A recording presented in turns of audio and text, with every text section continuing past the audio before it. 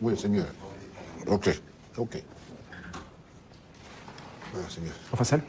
Enfin seul, comment dire. Le gouvernement français le tient à distance.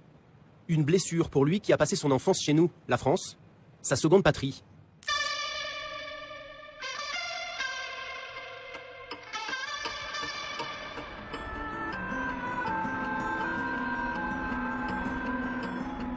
Alès, petite ville minière perdue dans les Cévennes. C'est ici qu'Ali Bongo débarque à 6 ans.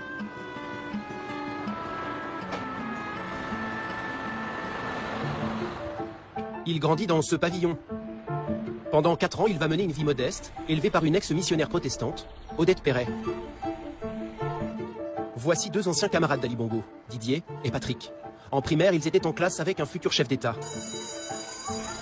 C'est ici que vous avez joué avec Ali Bongo? Voilà. C'est la cour des garçons. Là, c'est la cour des garçons.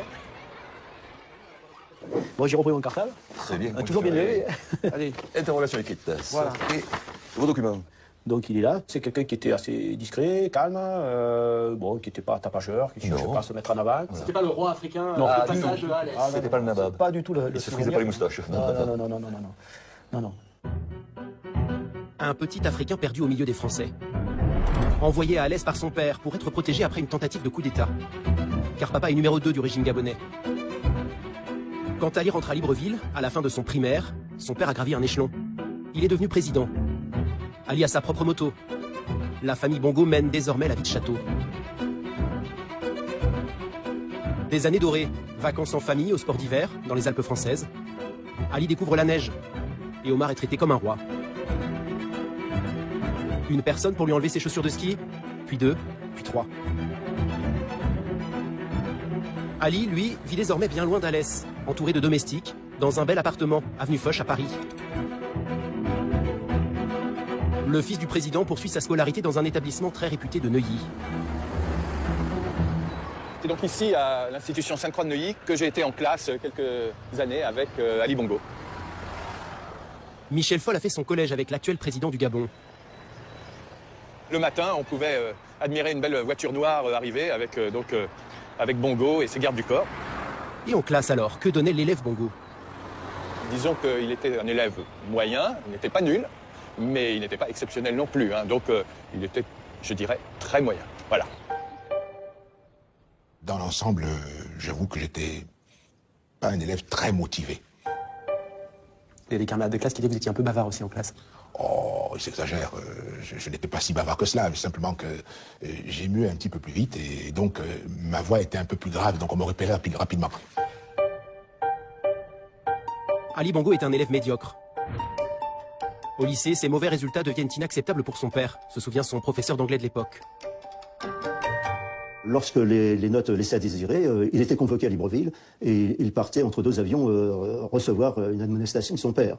Et je l'ai vu revenir un lundi matin, les traits tirés, les yeux fatigués, et il avait fait l'aller-retour pendant le week-end pour se faire enguirlander par le président.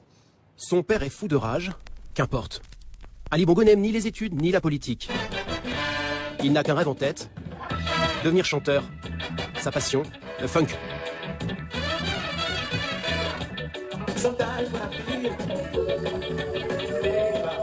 Il a à peine 17 ans et fait déjà la tournée des salles au Gabon. Il enregistre même un disque. Grâce à l'argent de papa, il se paye les musiciens de James Brown.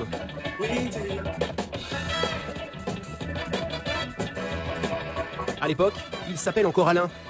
Il changera de prénom après sa conversion à l'islam. À l'approche du bac, c'est la panique dans la maison Bongo. Entre le Gabon et la France, le diplôme du fils aîné va devenir une affaire d'État. Ça, c'est l'annuaire des anciens élèves de Sainte-Croix, c'est ça? Des anciens qui ont passé le bac. Donc on a une liste par promotion. Alors Ali Bongo, il est dedans ou pas? Alors il n'y est pas, c'est bizarre, c'est un mystère. En fait, son bac, Ali l'a bien obtenu en 1977. Mais pas de façon très académique, selon Jean-Paul Benoît. À cette époque, ce haut fonctionnaire français... Ça, c'est moi quand j'étais directeur de cabinet au ministère de la Coopération. ...était en coulisses l'homme qui réglait les problèmes d'Omar Bongo à Paris. Il affirme avoir fait jouer ses relations au plus haut niveau pour qu'Ali, le fils, ne soit pas recalé. En fait, j'arrive pas à comprendre si Ali Bongo avait foiré son bac ou pas. Si, il avait foiré en partie. Si, il avait foiré. Est-ce que Omar Bongo vous a passé un coup de téléphone? Je l'ai eu au téléphone à ce sujet, oui, tout à fait. Et une fois qu'il vous a alerté de ses craintes, qu'est-ce que vous avez fait? J'ai fait savoir à qui de droit que ces craintes existaient et de la nécessaire indulgence du jury. Et qui de droit, c'était? René Journiac, responsable des affaires africaines à l'Élysée de l'époque. Donc auprès de l'Élysée, auprès de Valéry Giscard d'Estaing, non, j'imagine? Journiac était le collaborateur de Giscard d'Estaing, bien évidemment. La suite, un coup de baguette magique.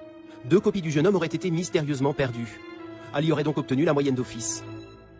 Pour les bongos, le bac, simple comme un coup de fil. C'était la pratique de l'époque. C'était un autre contexte. Il y avait une cogestion familiale des affaires franco-africaines, ce qu'on a appelé la Franc-Afrique. Il paraît que votre père serait intervenu auprès des autorités françaises pour que vous ayez votre bac. C'est vrai cette histoire? Ah, vous me l'apprenez. Vous en avez jamais entendu parler? Alice semble avoir perdu la mémoire. Une certitude, il a toujours vu la France céder aux caprices de son père.